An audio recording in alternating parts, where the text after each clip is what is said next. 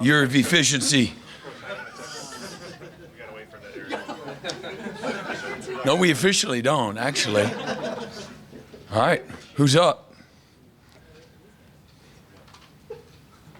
We gotta wait till we're officially on air. James, what you got? Let me go. I'm actually Mike's boss. Not technically. Right now you are. All right.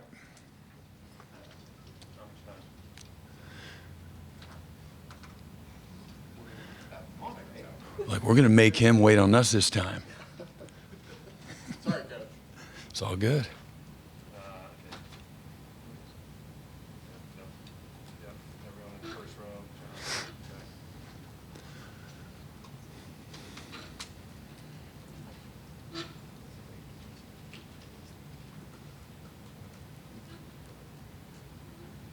From the University of Oklahoma, this is the weekly Sooner football press conference with head coach Brent Venables. Today's press conference is brought to you by Allstate. Allstate, you're in good hands. And now, here's the Sooner head football coach, Brent Venables. All right, who's up? Ryan, go ahead. Yeah, Brent, obviously, got to look at the depth chart just a little bit ago. One of the things that stands out is at running back. And not only that Marcus is listed at the top there, but Tawi is there with him. Specifically with Tawi, what has he done to earn that spot, and how different of a player is he now than he was a year ago? Again, he's been really consistent, physical, available, which is your best ability, is availability. He's just been a guy that you can count on. Really dependable, tough, physical, does a lot of the little things right, and he plays really strong behind his pads and has always fallen forward.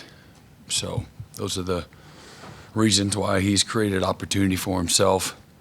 And again, we've had some guys that are limited, here and there, nothing long term, but that's created opportunity for him. He's taken advantage of it. I think that's the biggest thing, not an indictment on really anybody else, other than it's a statement to really what he's done with the work that he's put in and his productivity with the opportunities he's been given. Gavin and Javante, all right. Will they be Yeah. on Saturday? Yeah. Appreciate it. Yep. Eric Bailey? Brent, do you still celebrate big recruiting wins like you did when you were a young assistant coach here at Oklahoma, like when you won Gerald McCoy, Tommy Harris? Do you still celebrate him as an old coach? Sure. Yeah, no doubt. And again, this is a player's game. Players make plays.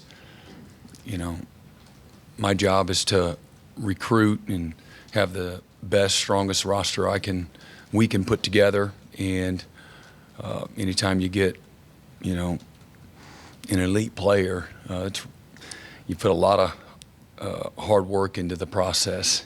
Sometimes years go into recruiting a prospect. So when it goes your way, obviously there's reason to celebrate, and you celebrate hard, you just don't celebrate long. How big were year 2 and year 3 in the recruiting cycles back in Oklahoma when you got here in '99, and then also at Clemson on the defensive side of the ball when you got there?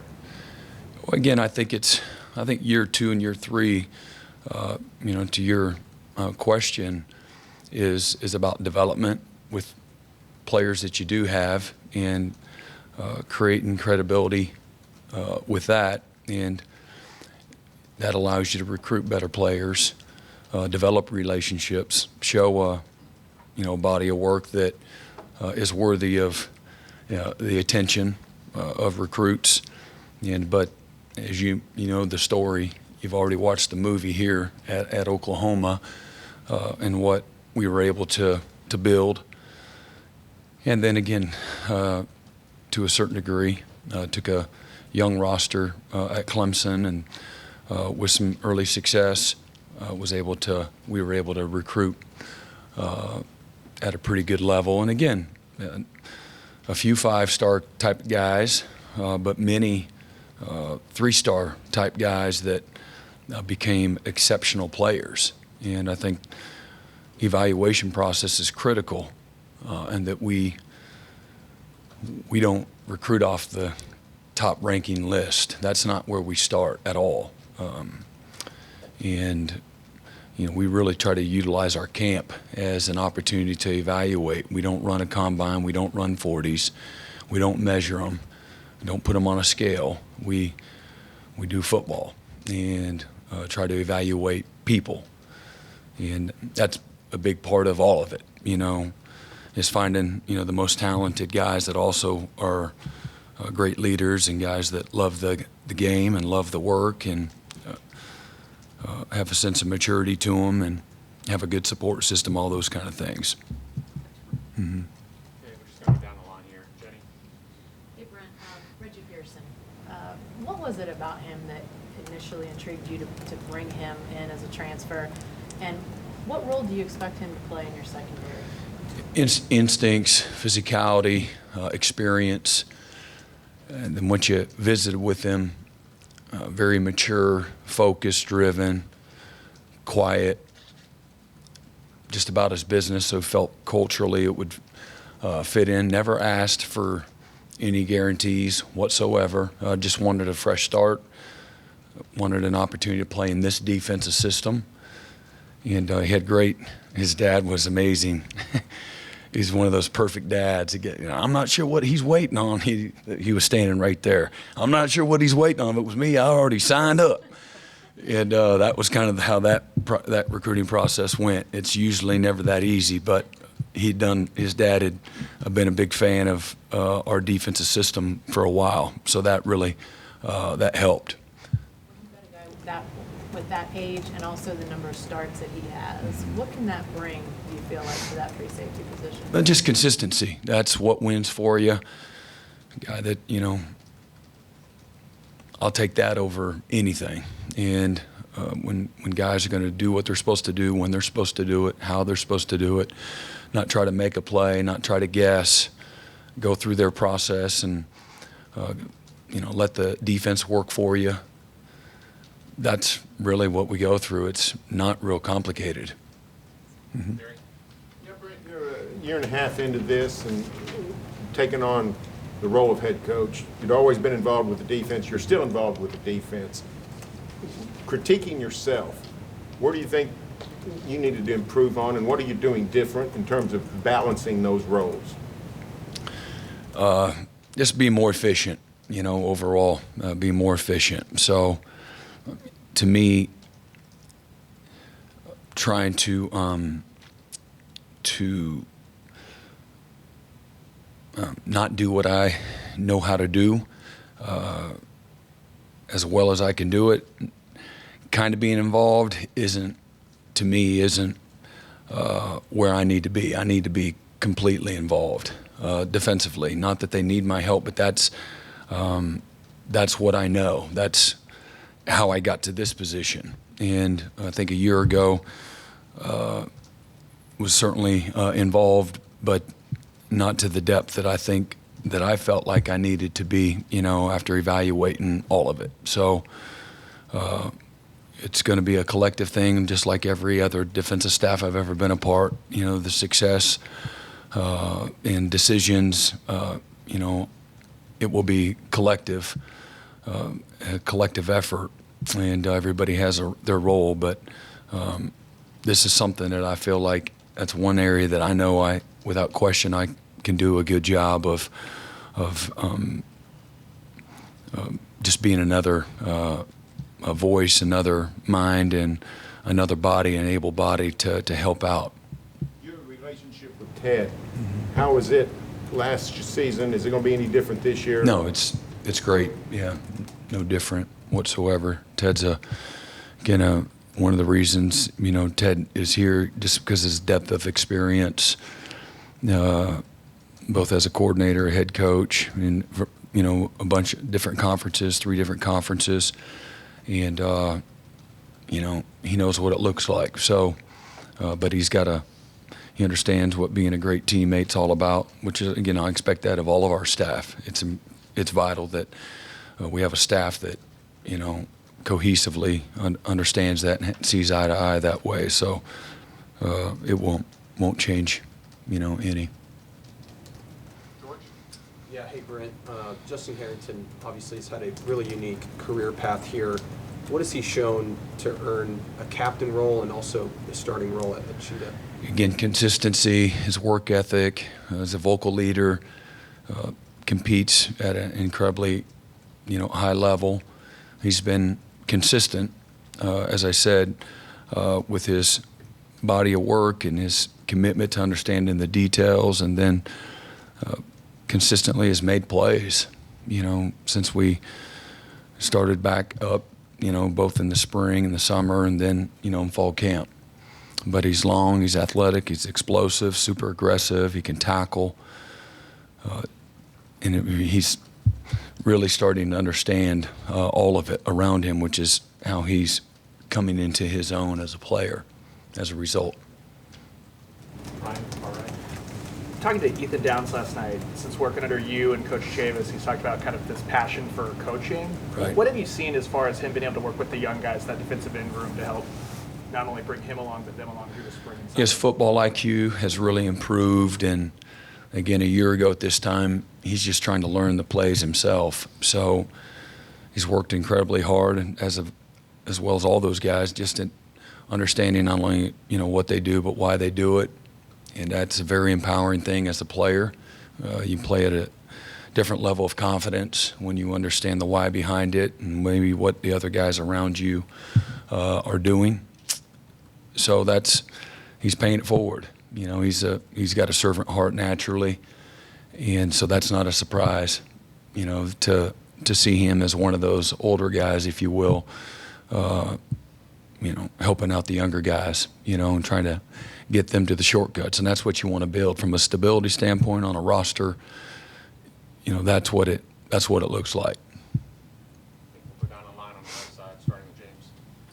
Brent, you told us wait to ask you about special teams, and so if you could dive into special teams, and do you feel like athletically you're going to be a good coverage unit as well? Or if you could update us anything on Julie at this point, that would be nice too. Thank you. Yeah, again, special teams, there's, again, a lot of battles. We got a really good competitive depth. We played several true freshmen on it a year ago. We'll have some freshmen that'll be sprinkled on there. We've got to be more efficient as we talk about every part of our program. I know I've talked about situationally, maybe in the, pinning people inside the, their own 10-yard line, for example, and we're in those pooch situations. We had 10 touchbacks last year, and we gave up 10 touchdowns as a result. And so we got to be much better there consistently and covering kicks. And I think 4 of our 5 losses, we gave up an explosive kickoff return at a really critical time in the game, which in one-score games, it turns into points quickly when you let people get it out. I think West Virginia, maybe we had a chance to go in at halftime, having shut them out. And we give up, have a nice touchdown drive, and maybe we were up at 13-0 at that time. And we give up a long kickoff return, and 3 plays later, bam, bam, bam, they score a touchdown, create tons of momentum going into halftime. And we're just not good enough to overcome, mistakes like that. We misfit is like an ISO or a split zone or a power play, kickoff return. You got to fit it the right way. You got to set hard edges. You got to have fold players and and all those little things that it takes to stop a split flow play that we make look easy. You got to do the same thing on a kickoff team. So we've got to be much better consistently in our kicking game, and there's some things that were really good. We talked about. I think for those 3-point losses, we missed field goals. One of the games, we missed 2 field goals. Some of that's not Zach situationally or condition-wise, or maybe I think we had one that was over 50 yards and just barely missed it. So I got a lot of faith in Zach. Obviously, we had a new punter. We're trying to figure that out. Josh Plaster and Luke Elzinga and Ashton are all battling it out, and they all have different strengths and weaknesses, and so that'll continue to work itself out. We really like the guys that are be rotating as far as return game, and I feel like we have some guys that can really explosive players that can be incredibly dangerous with the ball in their hand. So I'm really excited about seeing a group of guys, special teams wise, it's going to be a lot more efficient in creating field position. Field position is, as we peeled it back last year, we did not win the field position battle like a good team, needs to win it. And so talk about the hidden yards that, how you can be much better. Those are some things that we've really spent a lot of time on, from a special team standpoint. And Julie, she's doing good, probably looking at some point in time here in the near future, we'll probably have to do some chemotherapy. But things have gone, well up to this point, all things considered. So appreciate you asking. Coach, aside from the personal things, looking back 1 year ago, say right now, game week, what are the biggest differences in how you feel going into this? Confidence, comfort, concerns, that type of thing? Yeah, I've never been one to lack confidence, just because the preparation that you put in, the work that you put in, develops a confidence and a clear vision for where you're going. But anxious, and you didn't have the ability to anticipate in a lot of things. Like, again, a good play caller or a good quarterback or a great blitzing linebacker, you have an anticipation of the snap count. Quarterback knows that guy's not open, but I know he's going to be open, or the play caller that anticipates the max blitz in a certain situation. I didn't have this Rolodex of depth and experience to rely on. So just a lot of anxious moments that, again, you plan for, but nothing like doing it. So maybe to a certain degree, there's a level of anticipation with what the game day is going to be like from an organizational standpoint, or the Friday walkthrough, things, all of those kinds of things. And again, some of the tough decisions that you got to make, both programmatically or staffing, or certainly, with, game day itself. Those are, you got, again, whatever it is, 12 plus months of experience now. I think that's probably the biggest. You've spent most, if not all, of your career as a coordinator on game days on the sideline, right?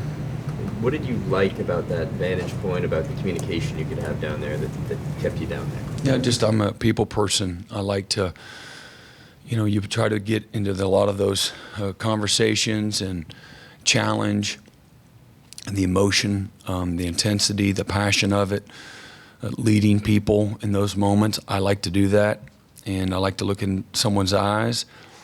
And, I like to be hands-on when it comes to demanding intensity and focus and passion and energy, having an edge, developing confidence. I think you have the ability to do that when somebody's lost their mind, or, maybe they've experienced some failure, to be able to get them back where they need to be. Those are things that I really enjoy about the game, and being on the sideline. I like to be a part of that, with the players in particular, and the coaches, for that matter. But just being, hands-on, on the field, and being able to be the guy with the marker, with adjustments and things like that, really, I feel like it can create a level of comfort for the players, taking it from the practice field to game day.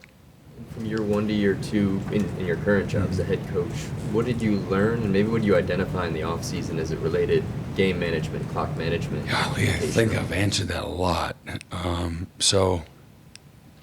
Again, I've said it all along. Again, if you trying to generalize it without getting into all the weeds, but again, just being more efficient, and to me, being more efficient helps you. So if you're more efficient, say, for example, we went for several fourth downs early and didn't make them, and after watching, your lack of ability to move people at critical times, now obviously you don't have as much confidence in those situations. So we becoming more efficient, avoiding maybe some of those situations, being better on earlier downs. All of those things, when they use the word efficiency, is what we're talking about. But there's a thing called analytics, and sometimes it can be a really good thing when it's working in your favor. But when you're not making layups to go by the analytics, you got to go back and look at it. And part of it, a year ago, we couldn't stop anybody, and so there's this cumulative effect, in regards to some of those, situations where you feel like you need to extend a drive and stay on the field, and sometimes it worked and sometimes it didn't, and so that affects your decision making. But so to me, get better on defense, which, as I said X number of months ago, and I've said it multiple times since, get better on defense. What does that mean? It means to get better on defense, all of it. So I feel like we've done that, but some of it I didn't have to learn. I just knew it when I was in the middle of it. We're not good at X, Y, Z. We got to get better at X, Y, Z. Precision, timing, physicality, execution. And then, again, some of the, decisions, when you're using timeouts, all of those things, you go back and you look at all of that. And there's ways that you can do that. Obviously, you're looking at your situations and how that would affected you. Again, for example, I think there are several times in plus territory and fourth down we chose to punt the ball. It's a great decision if you pin them inside the 10. If you get a touchback, and next thing you know, it turns into a net 25-yard punt, and then they scored 10 times when you did that. So not a good decision. But you pin them inside the 10, they've got a 15% chance of scoring now. And when you're playing better defense, you can expect to get the ball at midfield after forcing a punt in that situation. So just got to get better in every way, both on the field and off the field. We've got a bunch of people still on the list. I'm going to ask you to limit yourselves to one question the rest of the way. Sorry. Yeah, Brent, a lot of the recruiting wins this summer feature in-state kids. You said from the jump you're going to work inside out. What's that process been like, trying to rebuild the relationships with a lot of the in-state high schools? I don't think it's been really hard. You just do what you do. You're genuine in those relationships. You're intentional about being present. It's one thing to talk about it. It's another thing to do it. And so being accessible to the high school coaches, welcoming, and then staying in constant, communication. There's lots of ways to do that, but nothing better than having a body present in the school. We're not offering guys out of charity. These are guys that we feel like can help us win at a really high level, and it's been fun. I really enjoy the whole recruiting process, the tough losses along the road, as well as the great wins. It's an exciting thing for me. My vision is, being able to bring in young men that people that love the Oklahoma Sooners are going to be proud of, and that these are young men that deserve an opportunity to play at a school of that's represented, again, the excellence that Oklahoma has for such a long time. So nobody understands that better than the young men, the coaches, and the players in the state of Oklahoma. Brent, I wanted to ask you about Gentry Williams. You mentioned a few weeks ago, the opportunity was there for him, and growing confidence, things like that. Maybe what did he do during fall camp to solidify your confidence in him, and how did that position battle at that second quarterback spot? How did you see that? Well, it's still, I'll be honest, it's still really ongoing. I expect to play a lot of guys at the corner position. We got tremendous youth there, and we got to get these guys grown up quickly. But Gentry, he's got tremendous work ethic, really smart. He cares, he's passionate, he's tough. He responds to tough coaching. He's a great teammate. He's willing to listen and learn, so he's really humble. Players love him, because he's about his business, off the field and on the field. He's a doer, not a talker. It doesn't say a whole lot, but when he does speak, he's about the right stuff. So it's been fun to watch these guys grow up. And every one of them could probably tell you some tough things that they've gone through. I'm talking about all the young guys that we're talking about, whether it's injury or whether it's some failure or the struggle to, fight and compete, to create opportunity for themselves. And so it's been a fun group. Jay's done a great job, and these young men, again, it's a good list. It's Dolby and Vickers and, Jacoby and Kenai Walker and, of course, Gentry. And, and Woody's done an amazing job. I'd be remiss if I didn't, mention the leadership that Woody has poured into these guys. He's as good of a leader as we have on the team. And these guys really look up to and respect Woody. That's really been a fun group. Jaden Rose, another, again, young one that big, long, and fast. So Josiah Wagner, I know we talked about him a lot. So that's a group that's been a little bit banged up through fall camp and have had to fight through some, some nagging kind of injuries, nothing significant in nature, but it's, it makes every rep count when they are available. Brent, a year ago on 3rd and 1 and 2, you had to really count on your guys up front, both sides of the ball. Some games really good, some games not so much, and it bit you a little bit. I take it you're optimistic that you'll be better this year. I'd like to know why, assuming that's the case, or maybe you need to see it for yourself. That last thing, that's part of it too. You see for myself, you feel like you'll be better for lots of reasons. We're a more physical team, I believe, at the point of attack, particularly on defense, and where we were. I thought we were not necessarily not physical on offense, but on defense, I did not think we were. I thought we were soft in short yardage situations. I got knocked off the ball. Second level didn't support like we needed support.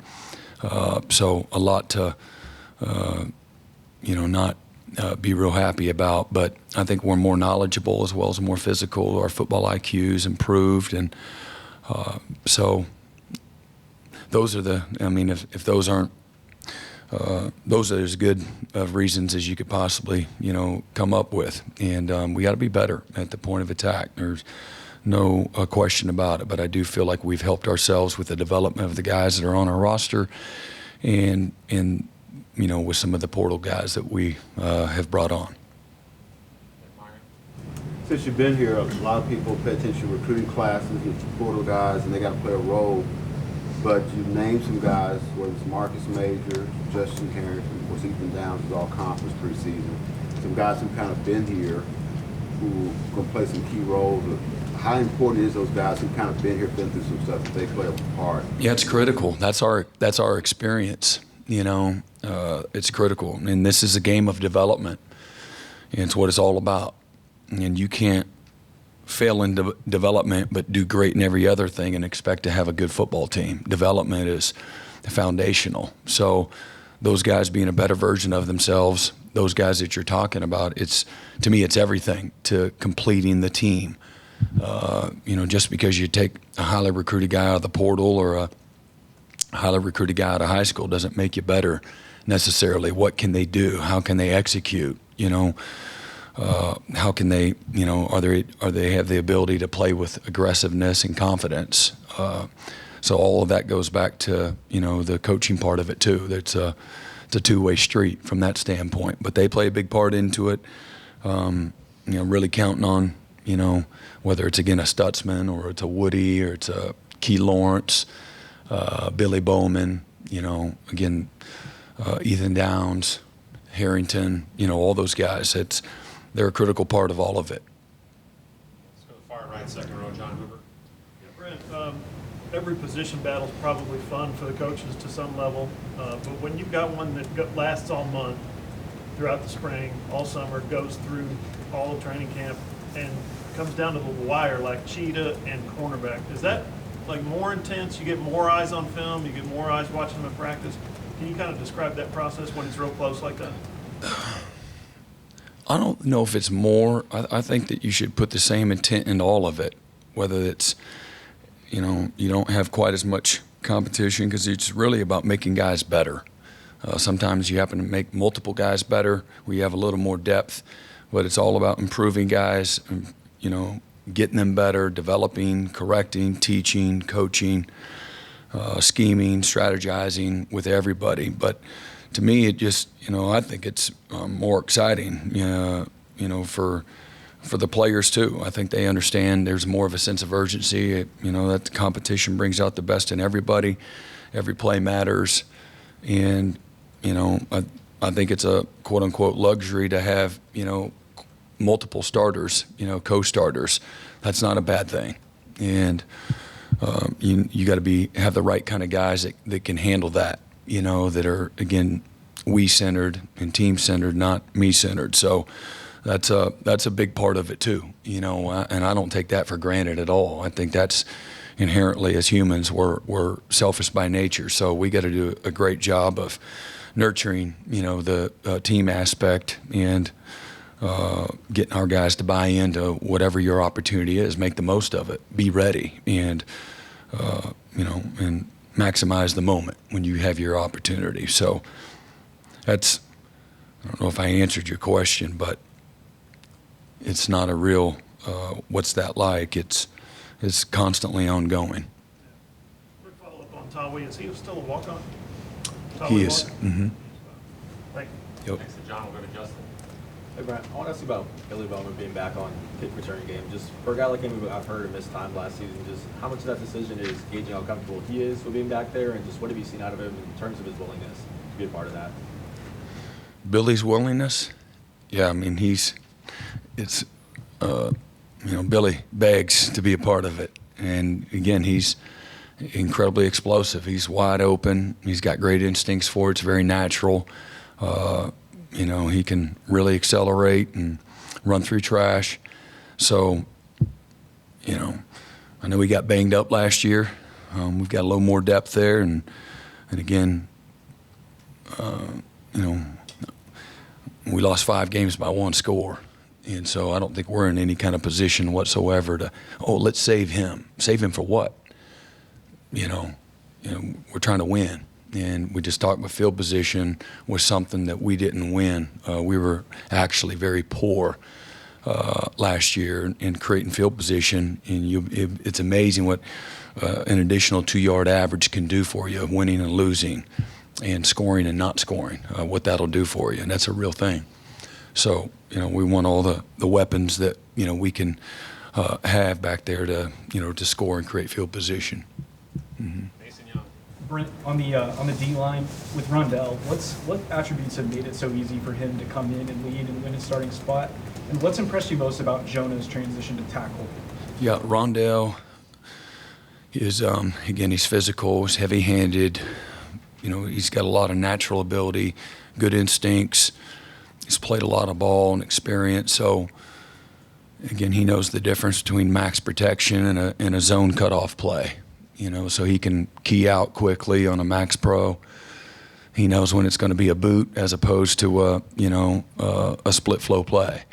Those are things that come from both experience and just a natural feel for the game, and he's just consistent. And you said about Jonah, what'd you ask about him? Moving from defense into tackle. Yeah, it's a better position for him.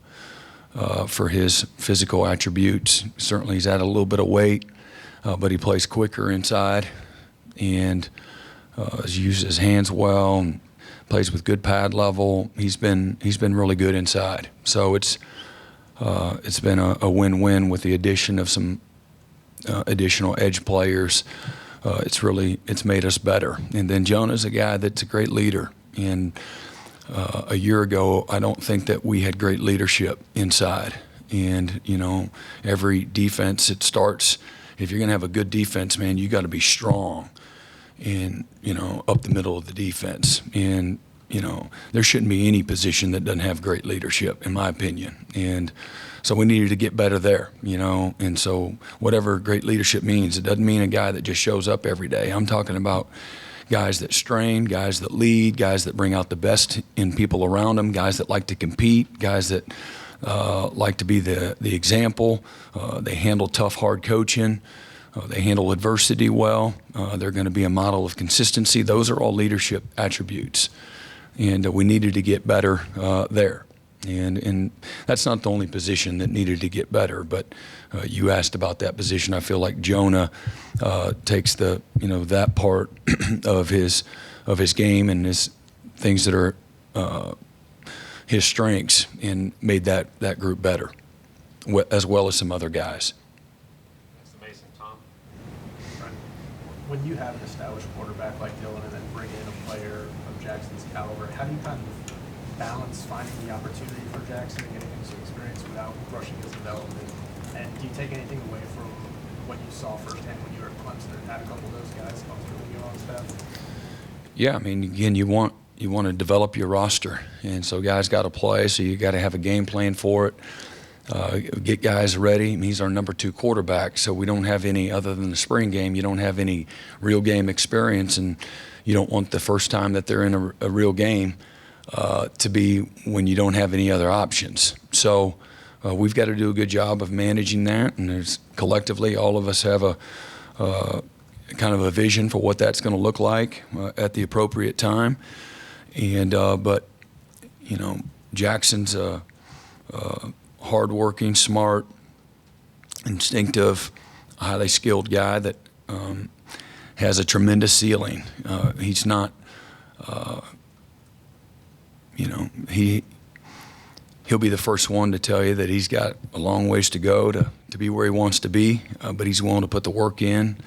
He's got a great perspective, and he'll be ready when he's given his opportunity, and he'll learn and grow through all of it. But that's how he'll develop is by having those opportunities. There's no doubt that Dylan is our undisputed, quarterback, and for all the reasons that you all know. And but that's something that we know that Dylan won't be here next year, so we've got to get, we've got to prepare for that day as well. And so, like all positions, they got to have a plan for that, and we do. Time for a few more. Third row, Cliff Brent. Yeah, you'd mentioned co-starters earlier. I see Trace Ford. When he transferred into a position that was actually pretty stacked, and yet he's worked his way up to be a co-starter. What has he brought? What do you see, and why is he in that role? I don't feel like we were stacked, and I don't say that as an indictment on any player. There might have been able bodies, but I just look at every position on our defense, and there wasn't nobody stacked anywhere. And stacked to me means quality, depth, proven ability at a really high level. And when we weren't there on defense at any position, so. He found opportunity, and so what he brings to the table. He's got a high motor. He's crazy explosive. He's physical at the point of attack. He's a cerebral guy. He allows you to coach him hard. He demands a lot from himself. He's willing to put in the time to learn the X's and the O's so that he can play fast. He's done a great job of doing that. His teammates have helped him do that. All the guys that were here, they've done a great job of helping him, again, to those shortcuts that sometimes it's the players know a little bit more than the coach on how to get there quickly from a player standpoint, or maybe the delivery's different and they take it better. But whatever the case may be, he's, again, a guy that has played some football, so he relies on some of the experience, and he's a confident guy in his ability, but humble for the process that it takes to play at a high level. So he was willing to, he didn't pout when he started off as a third group guy, maybe a fourth group guy. He's at the back of the line. He's earned his opportunity, every step of the way. And when he has been given some opportunity, he made the most of those small windows, like you want all of your players to do. Don't worry about how many snaps. When you get an opportunity to get in there, execute. Your job is to know what to do, play fast, play aggressive, and he's done that. So he's responded well and has created value and opportunity for himself. It's not in. To me, as a coach, our responsibility is to make sure that that we have integrity to everything that we do from a procedural standpoint, how you earn opportunity to play. And I don't want to recruit anybody. I never will make promises other than an opportunity to earn value and an opportunity to create a position for yourself on the team. So, hard work is what it's all about. That's what he's brought, and it's responded. It's made everybody else, even several of the returning players, it's made them better. And that's what you hope by creating, the depth. Far left, James Johnson. Coach, Jaren Kinnick kind of earned the top spot for you all in the linebacker position. What can you say about his growth and how he's gotten to this point now from where he started when he first got here? Yeah, it's been just tremendous. It's one of those graphs. And there's been, some, it's in the green, for some small dips along the way, but he literally had no foundation. He's just a skilled player that, again, I bet you it was maybe 15 plays that I evaluated on defense that he just blitzed off the edge. Maybe not that many. And so that's not, again, an indictment on anyone, but he just had a lot that he didn't know. Talking about the first time, there was a lot of first times. And to get in a stance, where do I put my eyes? What foot do I step with? How do I know the difference between run and pass and a screen and a boot and a power and a counter and a, RPO? He just, oh, geez, and he has worked tirelessly, to put him in a position to be capable of playing good quality football. And he's nowhere close to what he's going to be. It's a young group, and I could really say the same thing about a lot of them, but many of them grew up playing linebacker, but Jaren didn't. But he's really improved. He'll make tremendous improvement during the season. I think that group will really make tremendous improvement, on the season. It's a group of guys that haven't played much linebacker at the collegiate level. So, but it's a group of guys that, we've got great cohesion and chemistry, tremendous toughness, great work ethic. They really strain. They understand the value of straining, the improvement, our ability just to go through fundamentals and understanding, how to play linebacker with the right kind of fundamentals and the strain that it takes at practice. That's fun for me. When they do that, then they have a chance. And that's where it all starts. How you practice, the mindset, the attitude, understanding you're the backbone of the defense. Every coach should say that about their players. For me, I've always taken great pride in the linebackers leading the way, and I love the depth there, love the group. Jaren has been a big part of that. Danny's been an amazing leader for all of them, and he has tremendous will. But then you got a guy like a Harrington that, he's a hybrid linebacker, and man, he is just plugged right in. I've had the former DB that gets in those linebacking group, and he's like, man, I'm not a linebacker now. And so then that guy, you got to trick him. I know you're, a cheetah. And they, however you got to get them to, how to not have twinkle toes in the box. You got to be able to play behind your pads. And I don't want the people that can say, well, we'll just go formation into the boundary and we'll make him have to tackle somebody. We'll put him in the B gap. Good. That's what I say. Train them and develop them so that can be an advantage for you too. It's not a disadvantage. And so we've worked really hard at doing that. And again, a guy like Kinnick on how to play in the box and how to take on blocks and who's going to block me on certain schemes. There's a lot going on there. And again, he'll be baptized during the season. I have no illusions of grandeur. That's going to happen too. But what I bet on people, and we've got an amazing group of people in the linebacker room. And it's not a coach just touting his guys. That's not how it is. If they weren't a group of guys that weren't about the things I'm talking about, I wouldn't say it. And so I've got tremendous excitement for that group, Jaren and his development, but for us to play at the level that I expect us to play at, it's not going to be just Jaren. We've got to have the quality depth there. And again, I like Kobe was a little bit banged up, missed several practices, but he's back and at it. And what he's been able to do. Danny plays some Mike as well, but he's our will linebacker, but he also plays the Mike. And then Phil Picciotti has done a fantastic job.